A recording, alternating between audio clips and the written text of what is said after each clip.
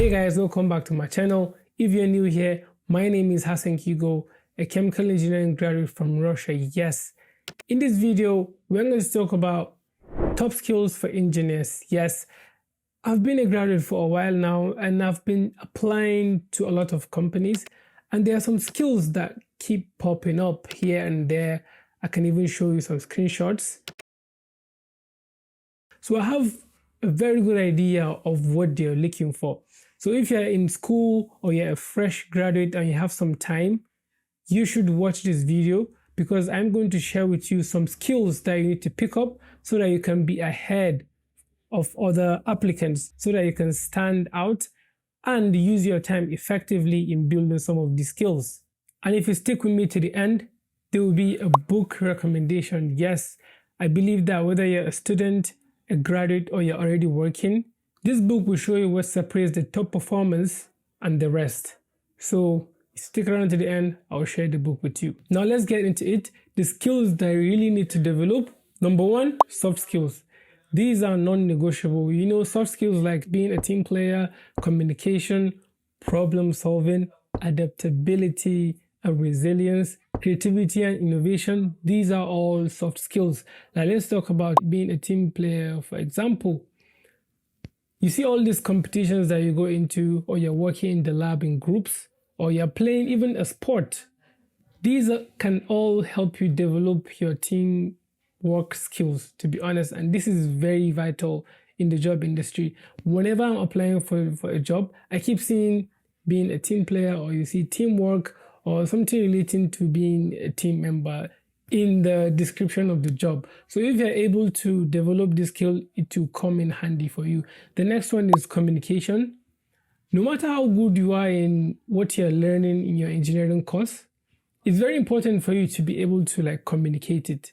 This can help you if you go for social, networking events and you meet people. You're able to communicate your value, your knowledge, and they will see you as someone of value. This is what happens when, for example, you have a classmate. He might not be as good as you, but he's getting more opportunities than you because he can communicate these opportunities better than you. Then problem-solving skills. This is I think the best that you need to really work on. Don't run away from challenges. This will help you develop a thick skin to know that you can always problem solve your way out of issues. And I think this is why a lot of consulting companies, I keep mentioning it, a lot of consulting companies like employing engineers because of their approach to problem solving. A lot of businesses, a lot of companies is just problem solving. They are basically just solving problems for your customers. So this is very important. Then another one that is very important is time management, or we can say organization. This will put structure to your abilities, you're being more effective and so on. Then creativity and innovation. We can keep going on. There are a lot of soft skills out there, but these are some of the soft skills that you really need to focus on.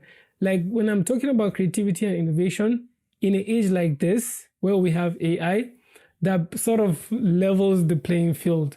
When we are talking about just knowledge-based issues, you can just check Google, or you can talk with an AI and to give you the knowledge. This is where being creative comes. Such creativity that you might not get from an AI chatbot, for example. I'm not saying that a lot of these AI systems are not creative.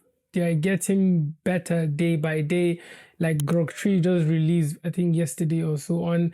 We have DeepSeek that upset the whole AI industry. They keep coming up, but my point is there's still need for human input. And if you're really innovative, you're really creative, you can really stand out. Now, if you're getting a lot of value from this video, make sure you like, comment, and subscribe. It really helps build the channel. So after we've talked about soft skills, the next one are the hard skills. I think this is more of what you can do with your hands. As an engineer, for example, you should be able to design, you should be able to know how all these processes work, distillation and so on. I noticed that in a lot of interviews, they always ask you about fractional distillation. You have to explain what is fractional distillation. There's an interview that I did recently, they asked me that same question. So your hard skills need to be grounded. A lot of job descriptions, they put it there. You need to be familiar with so process, so simulation and whatever. So this is depending on your field. If you're a mechanical engineer, you should try and, know the fundamentals of chemical engineering very well. It's not about you going for those complex topics. No. If you're really good in the fundamentals, it really help you when it's time to, solve problems. Maybe issues are coming up. When issues are coming up, you have to go down to first principles.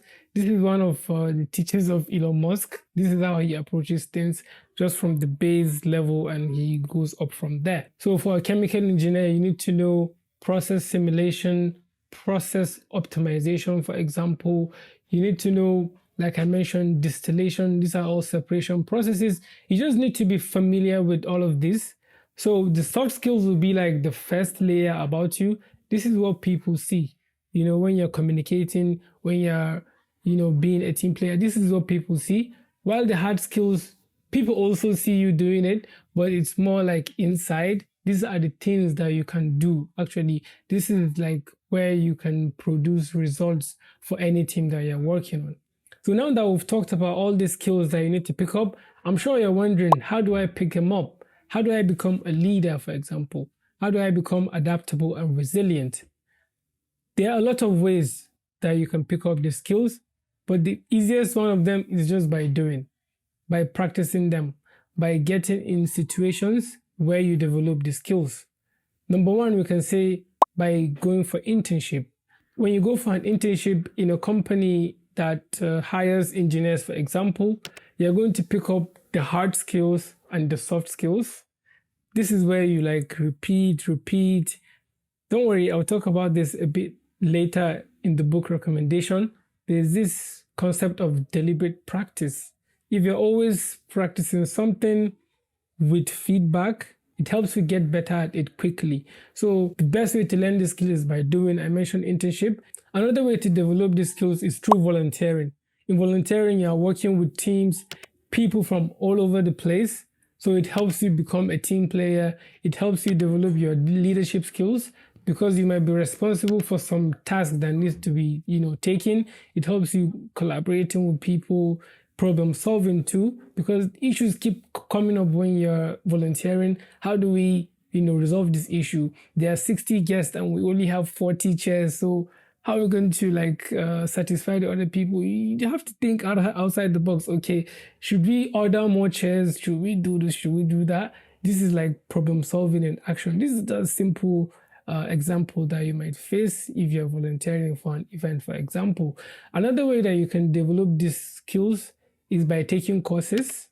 When you take courses, it helps you refine your basics, and you might even go to advanced levels. Even though you've done all these things in class, it's very good to, time and time again, to revisit all these courses.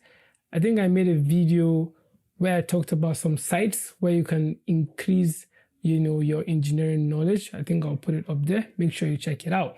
Another way that you can develop all these skills is by starting a business. Business puts you in a situation where you have to learn all these things, especially if you're able to develop and come up with a team. You have to know how to manage them. You have to be creative. The product you're creating has to be, something that people really want. You have to make adjustments to it here and there to make people really want it, and you have to market. It puts you in a situation where you have to learn a lot of these skills. You have to pick them up. Another one that is very important that people don't realize is by playing team sports.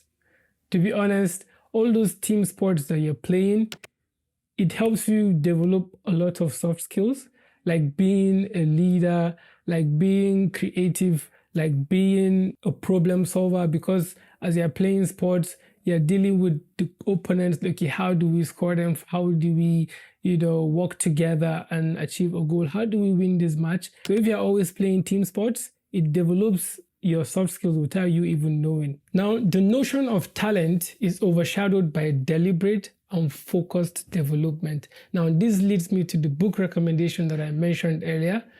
The book is titled Talent is Overrated by Geoff Colvin.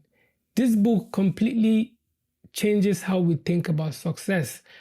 A lot of these top performers that you see in their fields, a lot of athletes like Tiger Woods, a lot of us think that they are naturally talented and so on. So this book goes against that idea. Instead, these top performers get ahead by applying what is called deliberate practice. Now, this is them focusing on their weaknesses, constantly, improving and evolving while receiving feedback from a coach, a mentor, or like a supervisor. A lot of the things that I mentioned earlier where you can pick up skills, you see elements of deliberate practice at play. Like if we look at being an intern, for example, while you're in your internship, you're constantly doing an operation, for example, and you have your mentor or your supervisor telling you this is how you're going to do it. So this is like an environment where you can practice deliberate practice. At the end of the day, you become better at that skill. Or in volunteering, for example, there's usually a supervisor that is telling you this is how you're going to do this or that. So if you're a student, trying to sharpen your skills, or a graduate who is looking for an edge in the job market, or you're an engineer aiming to stand out at work, this book gives you a clear roadmap. It's a must read if you take your growth seriously. So make sure you check it out. Talent is Overrated by Geoff Colvin. Now, if you want to develop your engineering knowledge, your hard skills, and so on, check out this video where I talked about how you can increase your engineering knowledge, making you sound in the fundamentals of engineering. Hope you got a lot of value from this. Make sure you like and subscribe. Signing off now. See you on the next one.